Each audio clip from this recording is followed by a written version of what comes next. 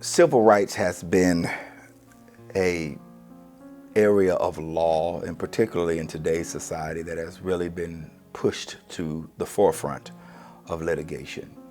You get folks often, and we get certainly a number of calls here in our office about civil rights that have been violated. They have a vast spectrum of violations, everything from workplace discrimination and harassment. Those are civil rights matters.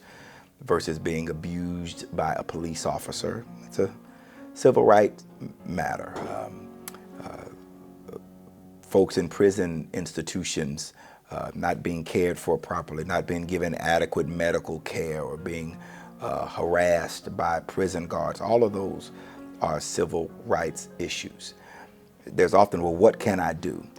Let me speak frankly about it. There are a number of things that have to be done in a civil rights case, and a number of things that must be looked at in a civil rights case. And the number of civil rights violations that are possible are very, very, very, very vast.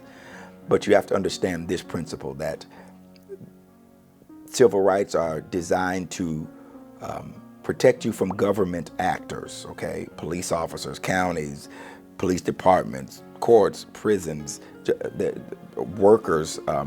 They're designed to protect certain things, and some civil entities like employers and their rights that you're protected from civilly as relates to them. What do? Let me talk about one that's a little obvious, because there are other, it could be forever to talk about the other, but one that's a little more obvious. If I'm on the side of the road, I feel like a police officer has violated my rights. We see this a lot. It's been high in our news coverage and whatnot. The worst thing you can do is sit there and argue and go back and forth with the police officer. Don't do it.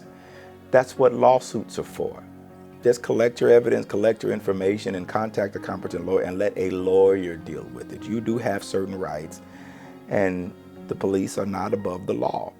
And so the best thing I can tell folks to do is comply with the police officer's lawful orders. If they're giving you an unlawful order and it's going to place your life in danger, you have an obligation to get home safe to your family, your friends, and loved ones. And so don't challenge the police officer's unlawful orders. You document them, and then you file a lawsuit against them. And there are certain steps that need to be taken to file a lawsuit, depending on whether it's a municipality or a state agency or a federal agency. There's a lot of law that has to be considered. So as soon as it happens, though, what you must do is immediately, don't wait a week or two, don't wait 2 or 3 days, contact a lawyer immediately, because the clock immediately starts ticking concerning the statute of limitations and how you must file a suit and what things must be done prior to even filing a lawsuit in court. So you want to contact a competent attorney very quickly, whether it's in the workplace, whether it's by a police officer, a prison, a state hospital, it doesn't matter. You call a competent lawyer immediately